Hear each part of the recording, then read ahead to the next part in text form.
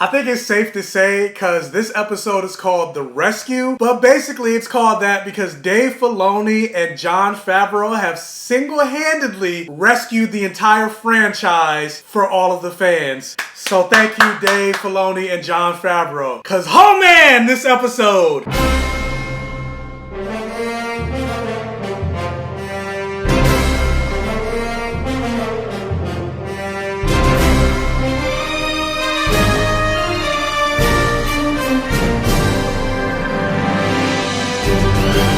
So yeah, guys, we are finally here. We are at the season 2 finale of The Mandalorian. And it only seems like yesterday that we got season 2, but no, it was basically 8 weeks ago. And this episode is called Chapter 16, The Rescue. And the official synopsis says the Mandalorian and the child are continuing their journey through the galaxy. But I was like, wait, what? That's a terrible synopsis, because that's not what happened in this episode at all. Basically, this episode, The Rescue, it's them, the Mandalorian and his crew getting together to basically rescue Grogu from Moff Gideon and the Imperial forces of the Empire. And yes, if this is your first time joining me for a Mandalorian review, thank you for joining, but I will be talking full on spoilers. So if you are not seeing The Mandalorian, you are about to be spoiled. Oh my god, this episode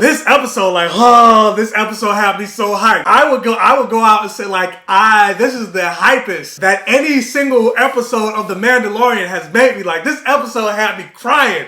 I was screaming at the top of my lungs. I think I mentioned to you guys before, if you ever joined me on a live video that I've ever done, like, my mother lives in the apartment above me, and I woke up at like 3 o'clock in the morning on the dot to watch this episode of The Mandalorian. I was like literally screaming in this episode. Like, if you follow me on Instagram, I was posting some of my reactions in my stories, and I was just like, I need to calm down because my mother's probably, I know my mother's upstairs sleeping right now, but I couldn't help it. I was screaming, I was kicking, like, oh, this episode just had me all in my feelings. Even now I'm talking about it, I'm just like super excited. But okay, let's backtrack. Let's talk specifics about this episode. So this episode begins with this nice chase scene with Boba Fett's Slave 1, and he's going after that scientist that you first saw in season 1, episode 1, that was experimenting on, I guess I should point to both of them, Baby Yoda, or as he's known, I gotta stop calling Baby Yoda, Grogu. And they end up boarding their ship, and then they come across this scientist, but these like one-off actors that play part of the Empire, they really play up the whole Nazi angle regarding Star Wars, because like this guy was hamming it up in this scene, but I still loved it, where he basically egged Cara Dune on and talked about how he was there for the destruction of Alderaan, and you could just see how pissed off she was getting, and how she just shot that man in the face, and I was like,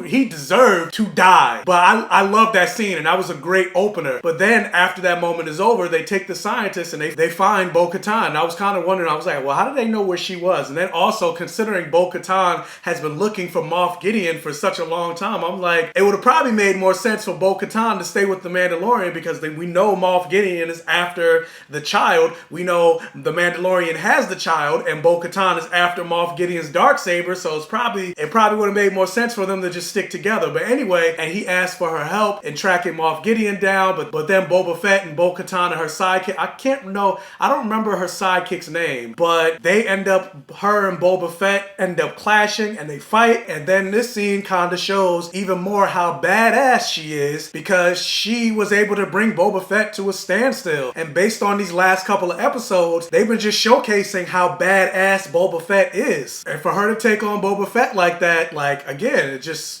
goes to show she is not one to mess with. So then once they decide to help each other out, we get our ragtag team for this episode, which consists of Boba Fett, the Mandalorian, Fenric, Cara Dune, Bo-Katan, her sidekick, which I need to figure out what her name is, and then of course that kidnapped scientist that they got in the beginning of this episode. And so they make their way to Moff Gideon's Imperial cruiser, and they come up with a plan of how to get on that ship. And so they make their way on the ship, and now you get this huge, awesome battle sequence that takes place, where they're basically making their way to Moff Gideon while taking out a bunch of stormtroopers and using themselves as a decoy as the Mandalorian sneaks to get Grogu, but on the way he has to take out the Dark Troopers. Those are the main priority because those are the creatures that you don't want to fight. And we also realize that the Dark Troopers, which is something I already kind of figured out, but the thing that makes the Dark Troopers different from regular Stormtroopers is they're all robots. There's no man inside of them. And so they felt like that was the one weakness of the Stormtroopers is man is flawed, but robots aren't. And so the goal of the Mandalorian was to basically take out those Dark Troopers before they're activated so that they can have an easier time taking over the ship. But unfortunately, the Mandalorian gets there too late and the Dark Troopers are activated. But he was able to close the door before all the Dark Troopers left their chamber. But one Dark Trooper was able to get out. And just to see how badass and how strong that Dark Trooper was, like that one Dark Trooper almost killed the Mandalorian. And he struggled hard to take out one Dark Trooper. So imagine a whole platoon of them. And you thought he was able to get rid of them because he opened the airlock and they got sucked out. You thought that was the end of the Dark Troopers. And I was kind of disappointed because I was like, oh, that's it? But we'll get to it later. So then he makes his way to Grogu and you see Moff Gideon standing there threatening to kill Grogu. They have this exchange and the Mandalorian showing that really all he cares about is Grogu. He said earlier in the episode that collecting Grogu is my #1 priority. And so he makes a deal with Moff Gideon. He's like, look, you can keep the Darksaber, just give me the kid. And so Moff Gideon yields, or what you think he yields, and so he offers Grogu up. As soon as the Mandalorian turns his back on Moff Gideon begins to attack him. And then you get another awesome fight scene between the Mandalorian and Moff Gideon. And so yeah, there's the awesome fight scene. He ends up taking out Moff Gideon. He brings Moff Gideon alive to Bo-Katan. And it turns out that Bo-Katan wanted to take out Moff Gideon herself because there's this creed or thing with the Mandalorians that she has to win the Darksaber. Whoever holds the Darksaber, she would have had to defeat Moff Gideon in combat to be the rightful heir to the Darksaber. And the Mandalorian is like, look, I don't want it. I yield. I lost. I take the Darksaber. I have no interest in it. But in a very interesting twist where Bo-Katan kind of criticized the Mandalorian for believing in this religious extremism of not removing his helmet, Bo-Katan kind of has the same belief where she believes that if she doesn't defeat the holder of the Darksaber in combat, she can't be the rightful heir to the throne of Mandalore. And it kind of shows that Bo-Katan has her own extremist religious beliefs, kind of just like how Din Djarin does with his sect of Mandalorians. But before all of that can get settled,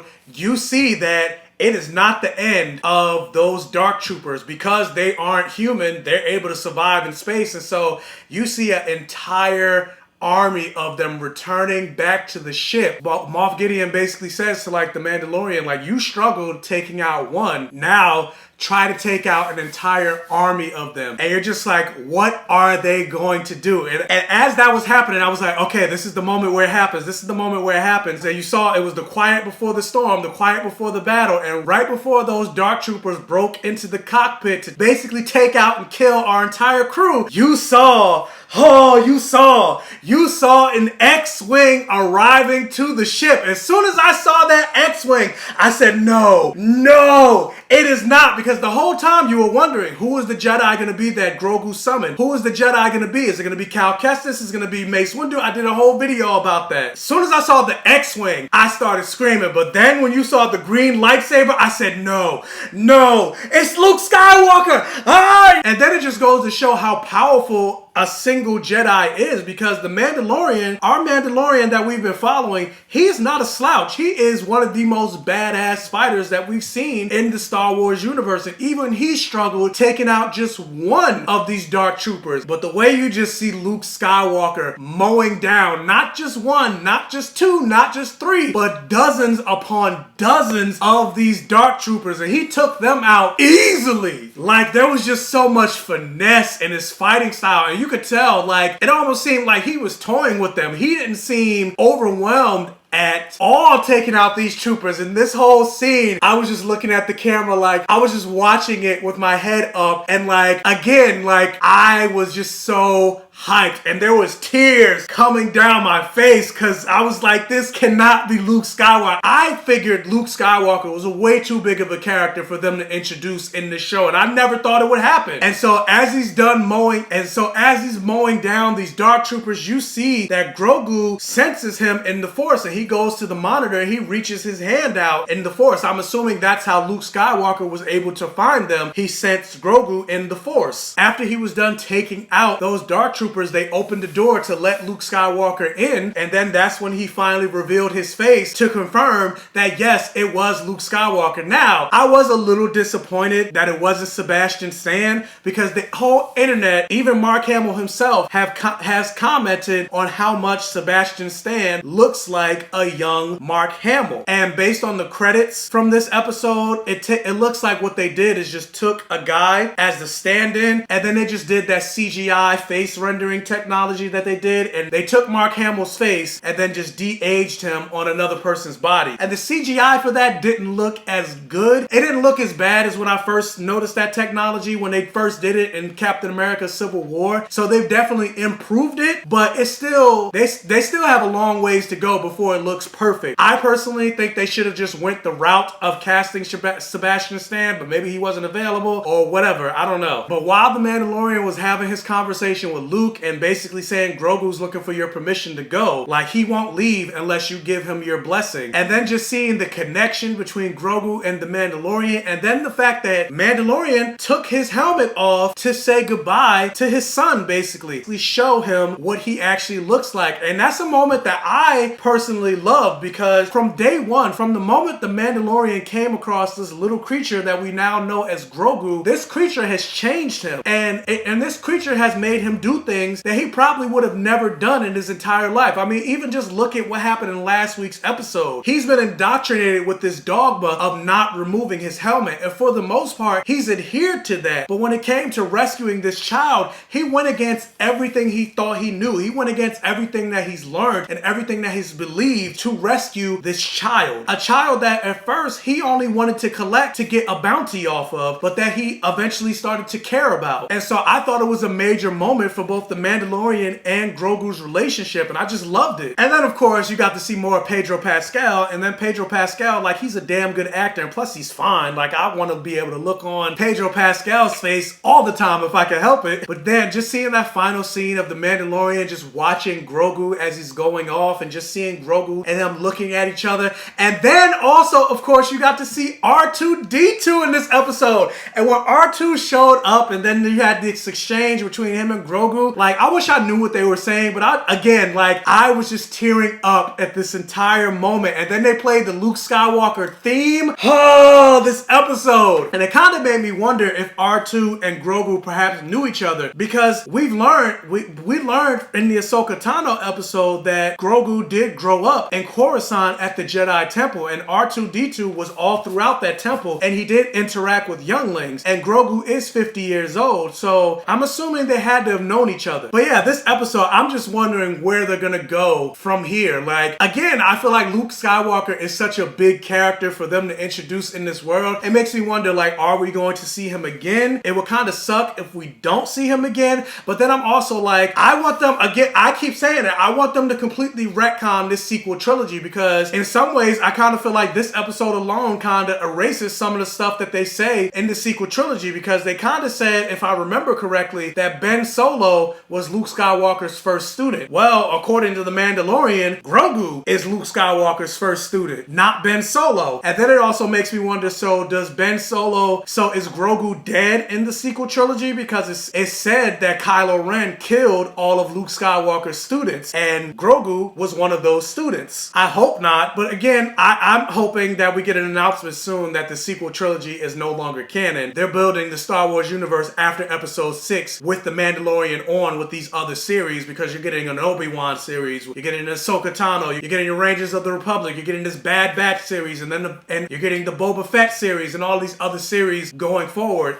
Again, this is a perfect springboard to just build on the Star Wars universe. But something I just remembered that I missed, it said that Moff Gideon no longer needs the child because he got what he needed from the child. He got the Mandalorian, he got the child's blood. So based on what we know now from the sequel trilogy, again, I'm hoping they retcon it, but does that mean that the blood that they use, we saw all those clone-like looking things in a couple episodes before, and we're assuming that's Snoke. So does that mean that the blood that created Snoke is Grogu's blood? But yeah, this episode, like, I feel like so incoherent regarding this episode. Like, this episode was everything. Like, this episode episode was perfect. I give this episode of The Mandalorian a complete blockbuster. And I'm just wondering, where do they go from here? And honestly, as hyped as I am to see Luke Skywalker, I posted a tweet on Twitter the other day that I was actually hoping that the Jedi that was going to show up on the show was an older version of Cal Kestis, because by this time in the Star Wars universe, Cal Kestis, played by Cameron Monaghan, would be about 40 years old. And Cameron Monaghan is about 27, so you could have easily just aged him up with makeup. And I was hoping that Cal Kestis would have been the Jedi that shows up, and then he would join the show in season 3 as a series regular. So now you have a Jedi on the show, and then eventually the interaction between Cal and the Mandalorian, they eventually fall in love, and now you got the two of them,